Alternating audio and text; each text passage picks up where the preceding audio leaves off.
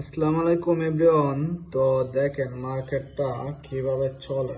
Market কিন্তু liquidity সোয়েপ করতেছে। তো আমি এখান থেকে একটা আফের দা এন্ট্রি নেব।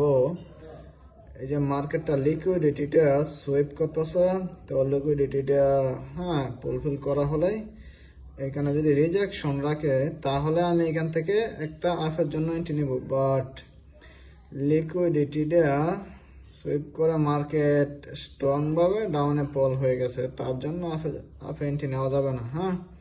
তো আপনারা দেখেন মার্কেট কিভাবে চলে। আমি একটা এন্ট্রির জন্য অনেকক্ষণ যাবত ওয়েট করতেছি, বাট মার্কেট আমাকে সুযোগ দিতেছে না।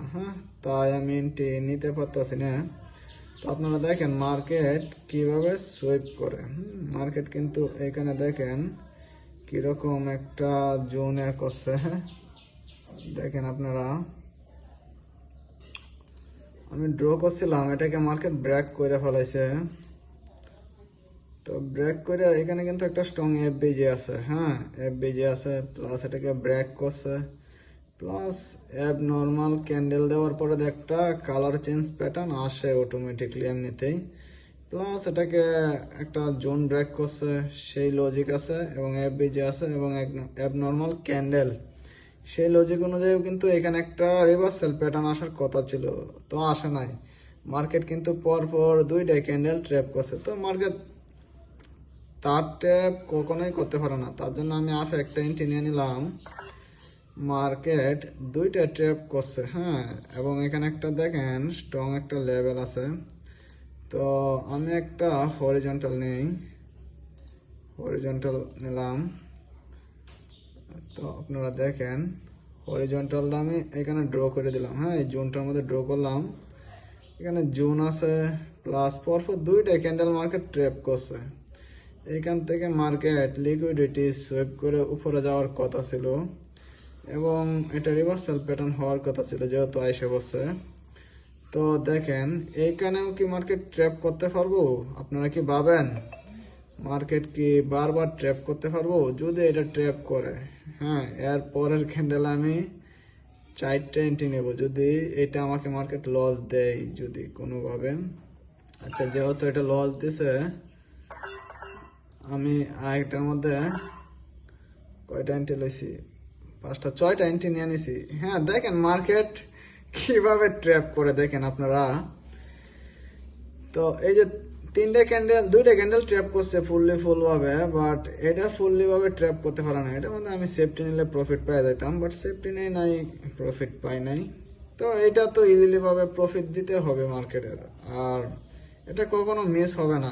আমার অতটুকু কনফিডেন্স আছে, 100% কনফিডেন্স আছে এটার মধ্যে। এটা যত নিচে যাক, লাস্ট মোমেন্টে এটা উপরে উঠতে যাবে। আপনারা দেখেন আমি ভিডিও করতেছি, আপনারা দেখেন। এটা লাস্ট মোমেন্টে মার্কেট উপরে উঠে যাবে, এটা মাস্ট ভাই। দেখেন আপনারা, এটা এটা উপরে উঠতে হবে। দেখেন কি খেলা, দেখেন মার্কেটের।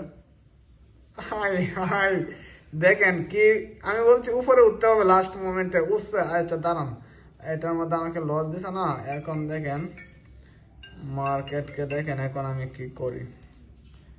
আচ্ছা ভাই, মার্কেট আমাকে এতগুলা লস দিয়ে দিল। মার্কেট কয়টা ট্র্যাপ করবো দেখেন, মার্কেট পুরা কায়া দেন। আপনারা দেখেন, এখন আমাকে কয়টা ট্র্যাপ করছে দেখেন। এইখানে এন্ট্রি নিচ্ছে, এটার মধ্যে সেফটিতে নিলে প্রফিট পাওয়া যেতাম। এটার মধ্যে বলছে উপরে দেবো, আনসেফটিতে এন্ট্রি নিয়ে নিছি উপর থেকে। এটা তো গ্রিন ক্যান্ডেল হয়েছে, আমার লজিক ঠিক আছে।